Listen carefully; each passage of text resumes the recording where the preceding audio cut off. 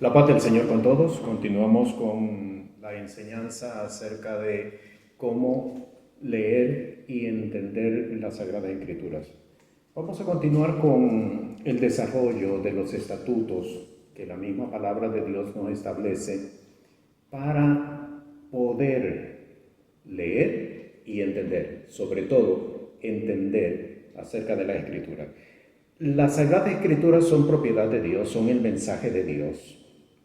No podemos nosotros acercarnos con nuestro propio formato para tratar de entender las Sagradas Escrituras. Es propiedad de Dios. Dios es quien determina cómo se debe leer y cómo se debe entender. Y ese es el proceso por el cual entramos justamente en la enseñanza anterior para poder establecer estatutos de cómo debemos leer y entender la Sagrada Escritura. La semana pasada desarrollamos 5 estatutos, vamos a continuar con el estatuto número 6. Las Escrituras presentan en sus relatos la gracia, la justicia y la misericordia de Dios. Muchas personas que intentan ver la gracia de Dios solamente en el Nuevo Testamento. La gracia es atributo de Dios y está tanto en el Antiguo como en el Nuevo Testamento, como nosotros lo podemos ver. Usted conoce la historia de Acán, y ese es un buen ejemplo. En la historia de Acán se manifestó la gracia de Dios. ¿Por qué razón? 12 tribus se presentan. De esas 12 tribus se escoge una tribu, la tribu de Judá. De esa tribu se escoge una familia y de esa familia se escoge finalmente a Acán. En ese proceso se puede ver la gracia de Dios. Si no hubiera habido gracia en este relato, directamente se hubiese señalado a Acán y se hubiese establecido el juicio que sobre él recaía por el acto en el que había incurrido. Pero la forma de cómo se fue desarrollando, es decir, llamar al pueblo y del pueblo una tribu y de la tribu sacar una familia hasta llegar a la vida de Acán y su familia más directa, se puede ver propiamente la gracia de Dios. Otro ejemplo que quiero presentarles es el segundo libro de Samuel, capítulo 12, versículo 9. Se refiere a la historia de David, en el momento cuando David es confrontado por el profeta Natán acerca del caso de Uría, eteo, y de su esposa. Leemos: ¿por qué pues tuviste en poco la palabra de Jehová, haciendo lo malo delante de sus ojos? A Uría, eteo, heriste a cuchillo y tomaste por mujer a su mujer, y a él mataste con el cuchillo de los hijos de Amón. Por lo cual ahora no se apartará jamás de tu casa la espada, por cuanto me menospreciaste y tomaste la mujer de Uría eteo para que fuese tu mujer. Versículo 11, así ha dicho Jehová: he aquí yo levantaré sobre ti el mal de tu misma casa y tomaré tus mujeres delante de tus ojos y las daré a tu prójimo, el cual yacerá con tus mujeres a la vista de este sol. Verso 12, porque tú lo hiciste en secreto, mas yo haré esto delante de todo Israel y delante del sol. Versículo 13, póngale atención. Entonces dijo David a Natán: pequé contra Jehová. Y Natán dijo a David: también Jehová ha remitido tu pecado, no morirás. Así que la gracia, la misericordia, el juicio, no es solamente tema del Nuevo Testamento, es tema del Antiguo Testamento, de todas las Escrituras. Podemos ver gracia, podemos ver misericordia, podemos ver juicio en todas las Escrituras. No debemos de acercarnos con una vista parcial. No podemos ver el Nuevo Testamento de forma diferente al Antiguo. Las Escrituras tienen que verse de la misma forma, tanto Antiguo como Nuevo Testamento. Misericordia de Dios no solamente en el Nuevo, gracia de Dios no solamente en el Nuevo, juicio no solamente en el Nuevo, es en todas las Escrituras. Pasemos ahora al estatuto número 7. Algunos eventos, y aquí vamos a entrar ya propiamente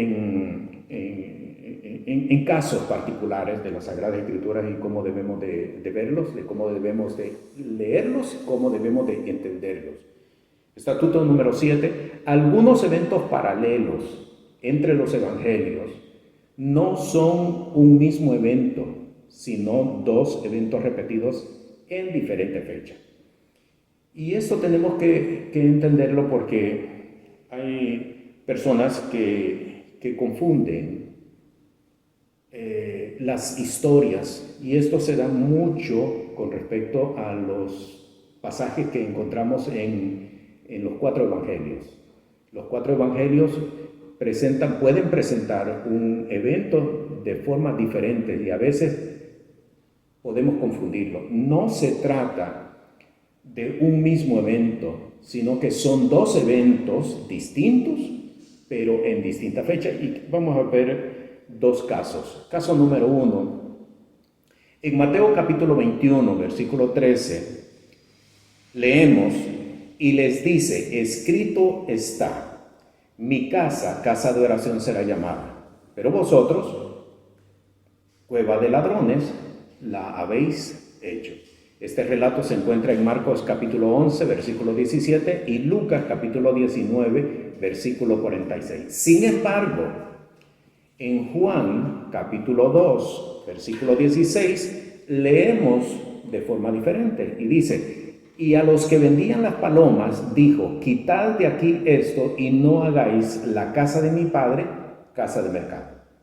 En el Evangelio de Mateo, Marcos y Lucas aparece redactado como mi casa, casa de oración será llamada, mas vosotros cueva de ladrones. Pero Juan lo presenta como casa de mercado. No es lo mismo. ¿Qué es lo que sucede? No es el mismo evento. El evento que Mateo, Marcos y Lucas están presentando no es el mismo evento de Juan. El evento de Juan es al principio del ministerio de Jesús. Y los eventos que presentan Mateo, Marcos y Lucas es al final del ministerio de Jesús. ¿Dónde lo vemos? En Juan capítulo 2, versículo 11. Este principio de señales hizo Jesús en Caná de Galilea y manifestó su gloria y sus discípulos creyeron en él. El caso que se está presentando en Juan es al inicio del ministerio de Jesús.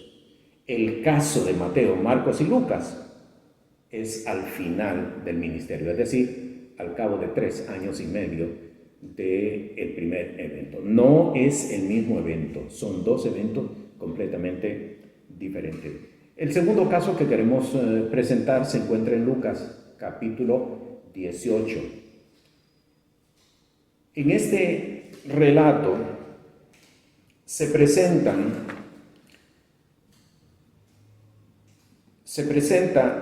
un ciego. Lucas 18, versículo 35 al 38, leemos: y aconteció que acercándose él a Jericó, un ciego estaba sentado junto al camino mendigando, el cual, como oyó la gente que pasaba, preguntó qué era aquello, y le dijeron que pasaba Jesús Nazareno. Entonces dio voces diciendo: Jesús, hijo de David, ten misericordia de mí. Pero Mateo capítulo 20 nos habla de 2 ciegos. Lo leemos, versículo 29. Entonces saliendo ellos de Jericó, les seguía gran compañía, y aquí 2 ciegos sentados junto al camino. Como oyeron que Jesús pasaba, clamaron diciendo: Señor, hijo de David, ten misericordia de nosotros. Y la gente les reñía para que se callasen, mas ellos clamaban más diciendo: Señor, hijo de David, ten misericordia de nosotros.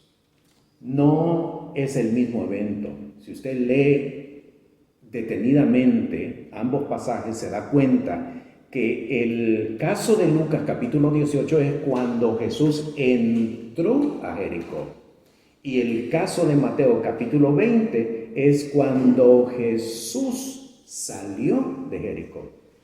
El mismo lugar, pero 2 eventos. Quiere decir que Jesús sanó a 3 ciegos cuando llegó a Jericó. Uno de ellos cuando entró a Jericó, y 2 de ellos cuando salió de Jericó.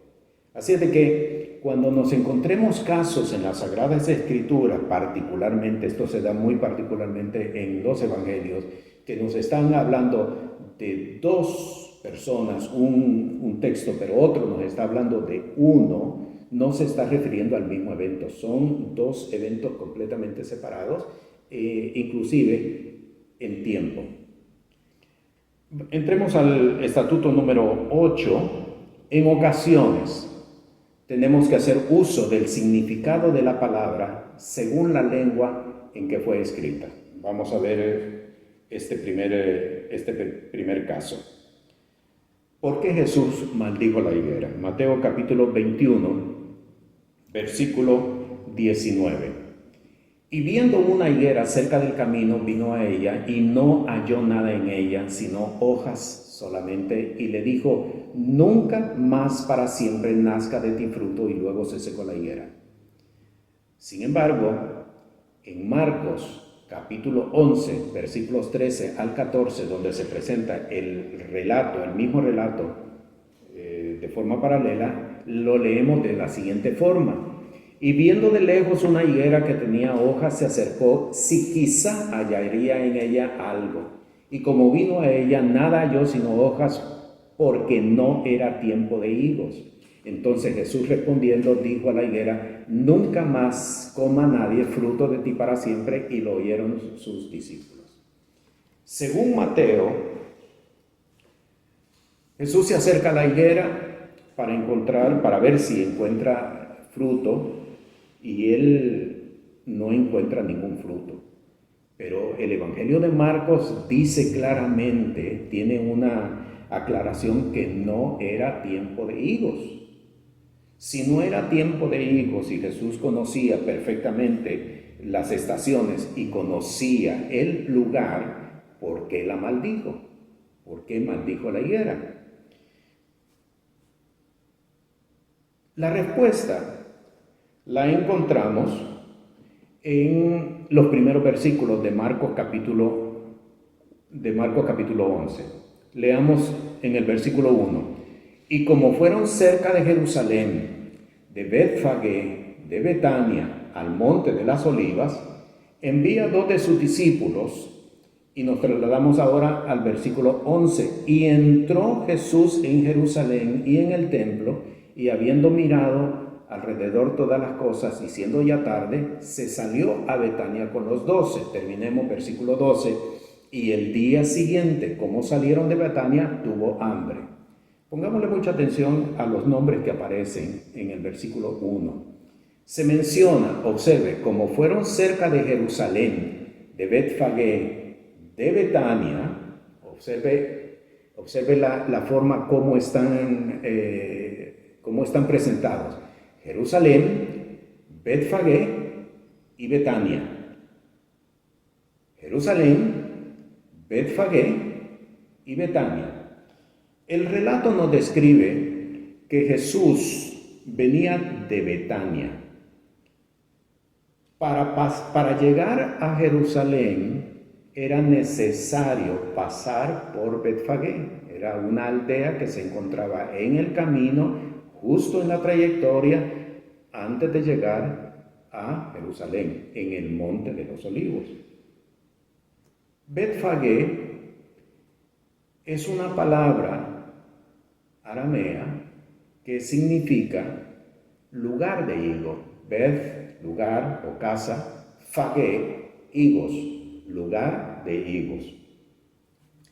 Jesús sabía perfectamente, según Marcos, que no era tiempo de higos. Pero Jesús sabía de igual forma que aquel lugar se le había dado el nombre de lugar de higos precisamente porque había una característica del lugar. Aunque no era tiempo de higos, en ese sitio en particular había siempre higos, en ese sitio en particular. Precisamente por eso se le dio el nombre a la región, a la aldea de Betfagé, que significa, repito, lugar de higos. Así que Jesús estaba correcto. No era tiempo de higos, no era temporada de higos, pero sabía que en ese lugar siempre había higos, que fue lo que sucedió en esa ocasión, que Jesús se acerca y no encuentra higos. Ahora usted entiende por qué maldijo la higuera. Maldijo la higuera porque la higuera estaba ocupando un lugar y no estaba haciendo honor al nombre donde estaba ubicada. Lugar de higos, no era tiempo de higos, pero siempre hay higos en este lugar. Pero la higuera no tenía higos, así que la maldice precisamente porque estaba ubicada en un lugar y no estaba haciendo honor al nombre del lugar donde estaba ubicada. La enseñanza es clara con respecto al Evangelio, con respecto a la vida de fe. Es necesario dar frutos, hacer honor al nombre donde estamos ubicados, hacer honor al nombre al cual pertenecemos. Somos hijos del Dios Altísimo para dar frutos de paz, para dar frutos de gozo, para dar frutos dignos de arrepentimiento. La enseñanza es clara. Maldice la higuera precisamente porque no hace honor al nombre. Así que en ocasiones tenemos que revisar los nombres y descubrir el significado de ese nombre, porque la enseñanza está precisamente allí. La enseñanza no es una enseñanza directa, sino que depende del significado del nombre. Pasamos ahora al estatuto número 9, y este estatuto tiene el siguiente enunciado. Los relatos deben estudiarse prestándole debida atención a los nombres de las personas, de los lugares y las fechas. El mensaje está en las referencias. Esto para complementar el estatuto anterior. Debemos de prestar mucha atención a los nombres de las personas, de los lugares, las fechas, porque el mensaje está en esa referencia. Y ya tenemos un primer caso que hemos revisado, el caso de la higuera que fue maldecida. ¿Por qué fue maldecida? Porque no estaba haciendo honor al nombre. Y según este estatuto vamos a revisar dos casos. En Génesis capítulo 17, versículo 19, leemos: y respondió Dios, ciertamente Sara tu mujer te parirá un hijo y llamará su nombre Isaac, y confirmaré mi pacto con él por alianza perpetua para su simiente después de él. Nos trasladamos al versículo 21, siempre el mismo capítulo, y leemos: mas yo estableceré mi pacto con Isaac, el cual te parirá Sara por este tiempo, el año siguiente.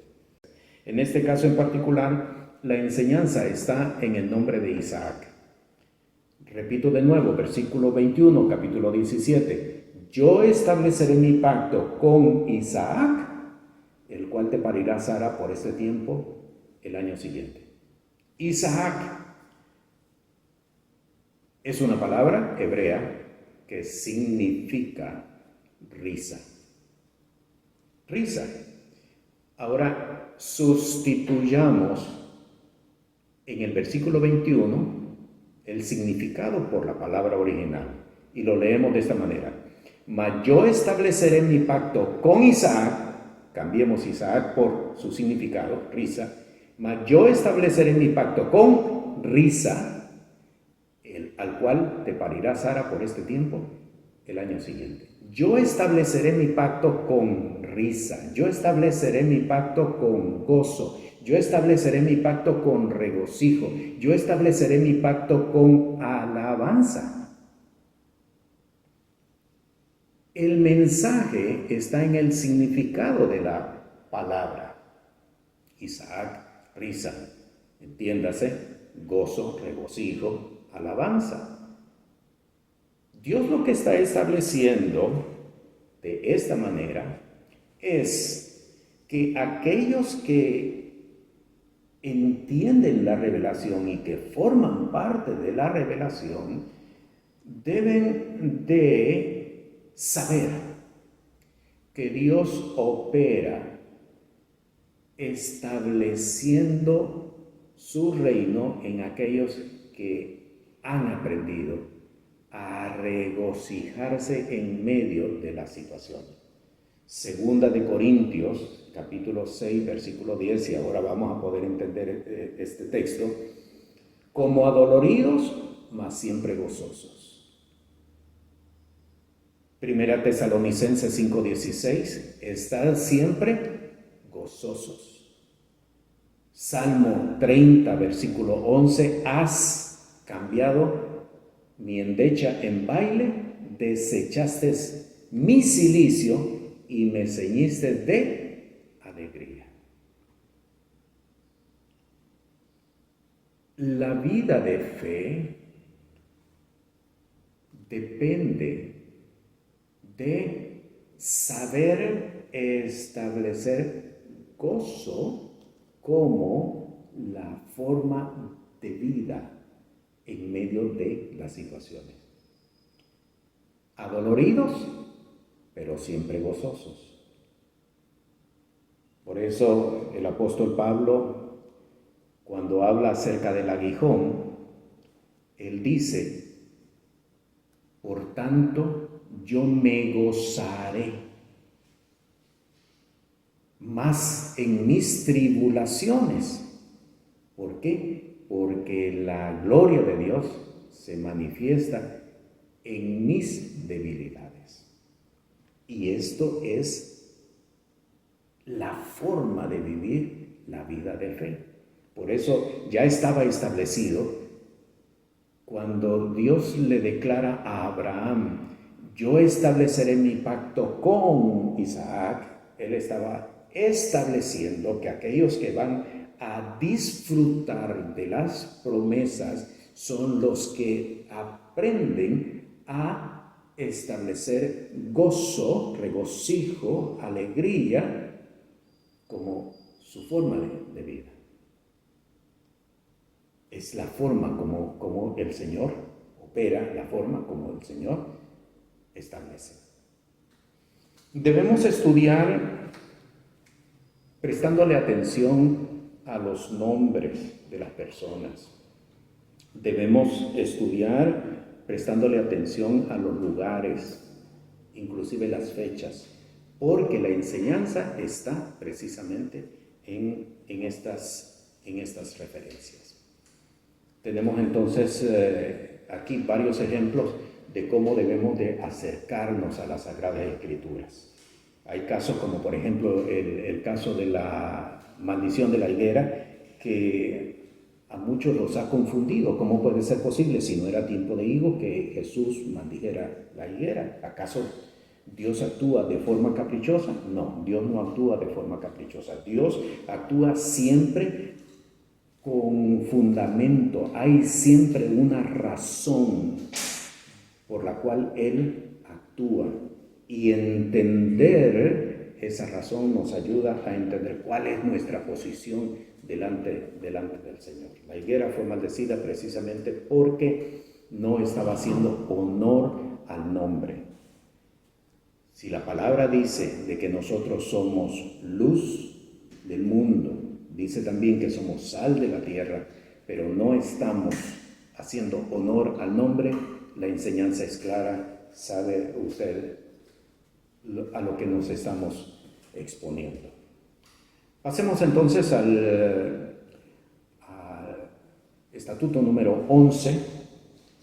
Lo enunciamos de la siguiente manera: las Escrituras tienen un valor profético.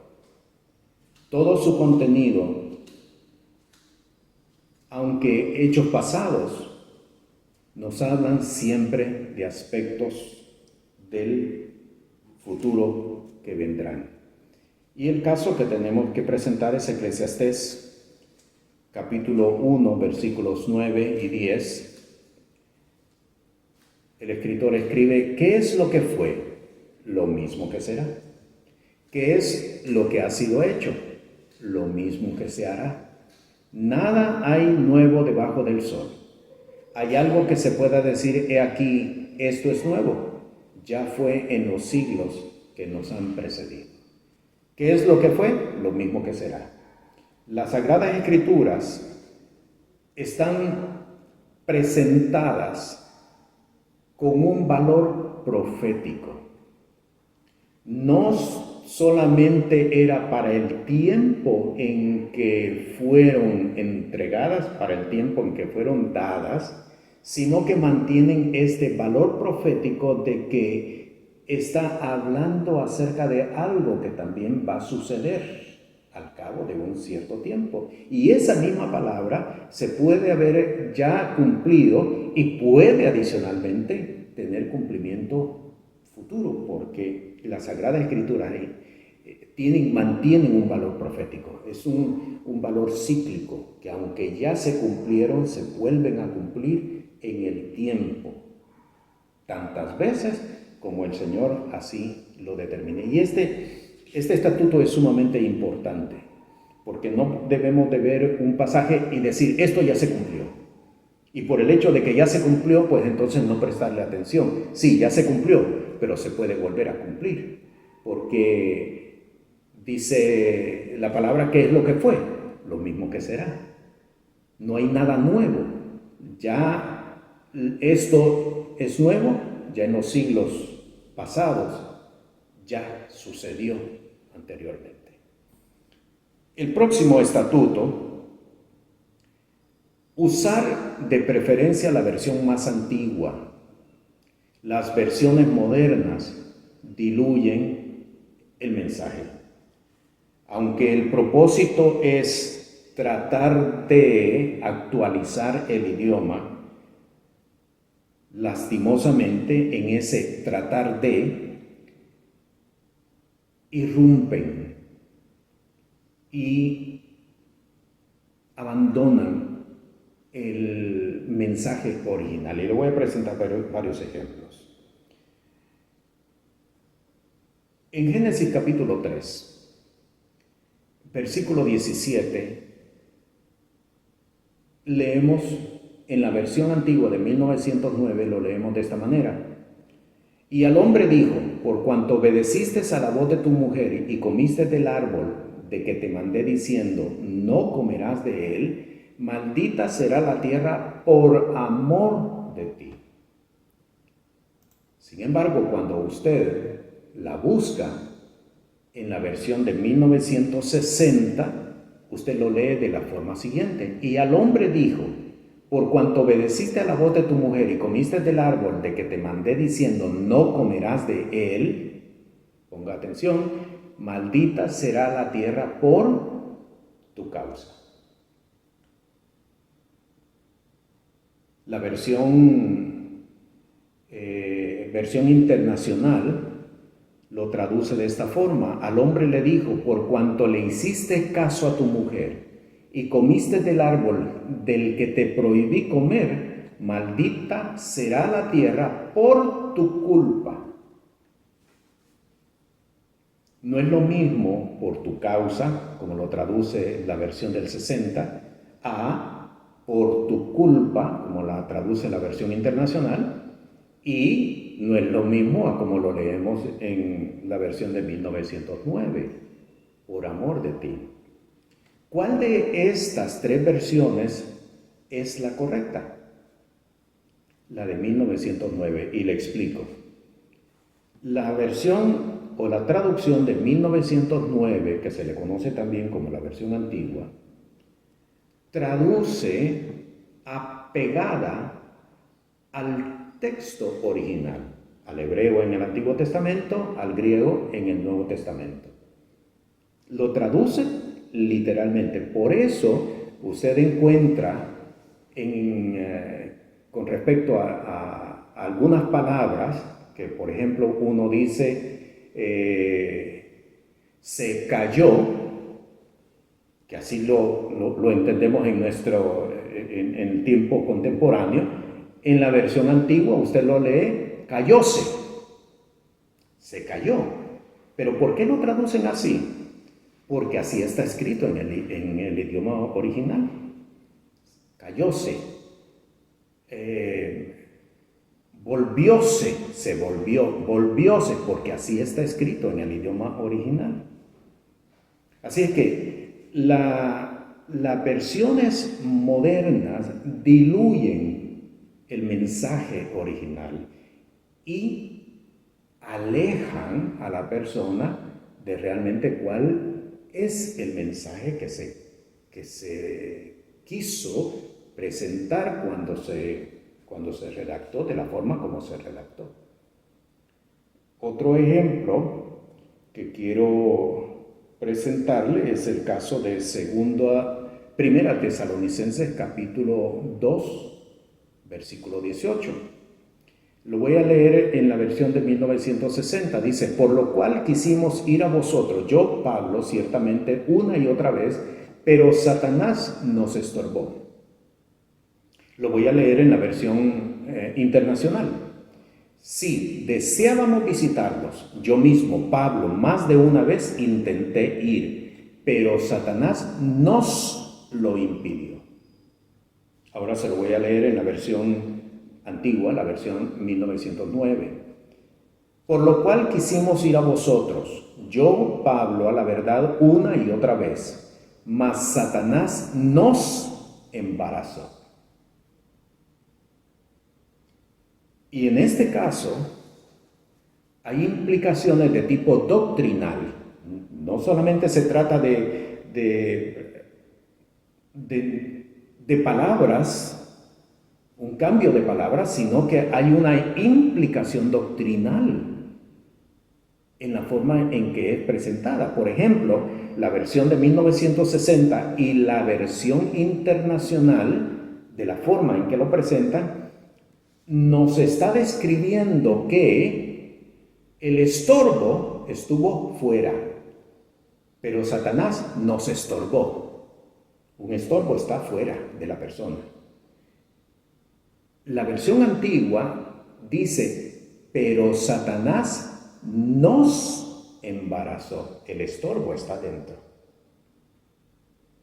Y hay una implicación doctrinal, porque no es lo mismo decir que Satanás sencillamente nos impidió ir o Satanás nos estorbó, es que Satanás nos embarazó. ¿Qué quiere decir? Que hubo en algún momento una seducción y se aceptó esa seducción. Por eso el apóstol habla de embarazarse, porque hubo una seducción y él aceptó esa seducción y precisamente por esa situación es que él no pudo cumplir con el propósito de ir a visitar a la iglesia. Hay una implicación. Y no es que Pablo cayó en pecado, no lo debemos de entender así, no es que Pablo cayó en pecado, es sencillamente que hubo un compromiso que Pablo acepta y después se da cuenta que fue un argumento que el enemigo le impuso a él, por el cual decidió no ir en su debido momento.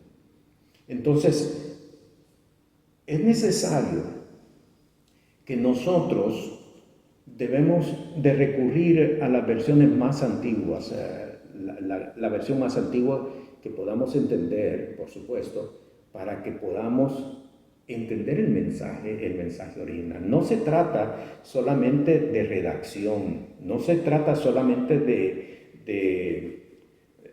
saber comprender el mensaje por palabras, sino las implicaciones que tienen las palabras dentro del mensaje. En este caso hemos visto dos ejemplos. No es lo mismo estorbar que embarazar, porque las implicaciones son que el estorbo está afuera o está dentro. Y en el caso de Génesis, no es lo mismo por tu culpa o por tu causa por amor de ti. Dios maldice la tierra precisamente por amor de ti. Y allí entendemos con más claridad, con mucha más claridad, el mensaje que el Señor está presentando. Bien, esto en cuanto a cómo leer y cómo entender las Sagradas Escrituras. Porque, repito, no se trata únicamente de leer, no se trata solamente de comprender. Aquí no hay el propósito de comprender la lectura. Es necesario entender la lectura, porque el mensaje tiene que ver con la fe, tiene que ver con la vida de crecimiento en la fe. Por lo tanto, es importante no comprenderlo racionalmente, es entenderlo para que podamos crecer por medio de la fe. Me gustaría hacer una recomendación adicional. Cuando lea libros, procure leer libros afines.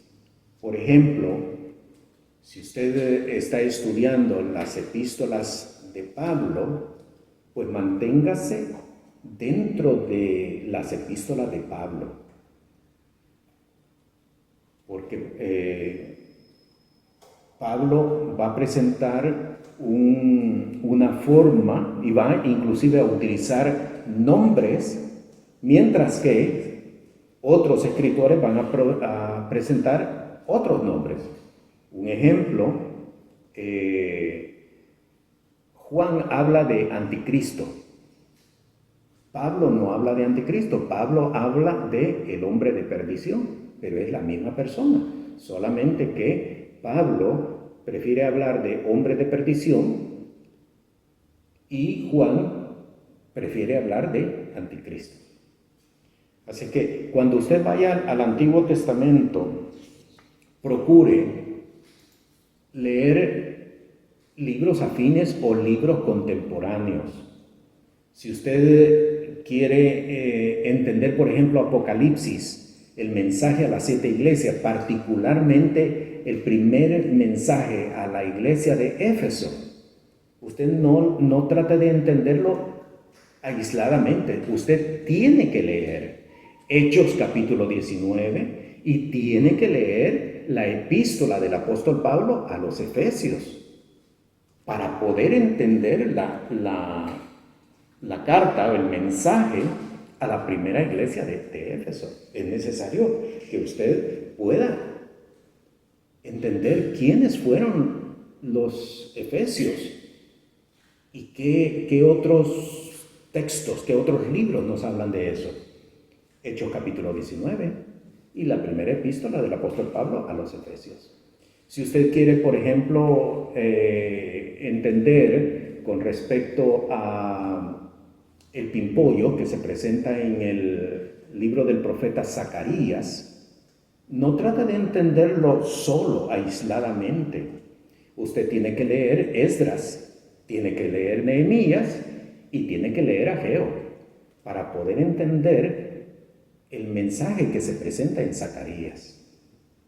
Hay que leer libros afines o pasajes paralelos entre ellos, porque ellos nos van a dar la pauta para poder entender la enseñanza que se presenta en alguno de los libros. Bien, hemos concluido entonces con esta enseñanza, este curso corto acerca de cómo leer y entender las Sagradas Escrituras. Tenemos que acercarnos no con nuestras propias definiciones, tenemos que ir a la palabra entendiendo que la palabra define sus propias definiciones. Y todos estos estatutos que se encuentran dentro de la Sagrada Escritura son precisamente para ayudarnos a leer y a estudiar la Sagrada Escritura. Le animamos para que visite la página de nuestro ministerio, ministerioscristorrey.com. Si usted tiene alguna pregunta, siéntase también en la libertad de enviárnosla, ya sea por WhatsApp o por email. La paz del Señor con todos.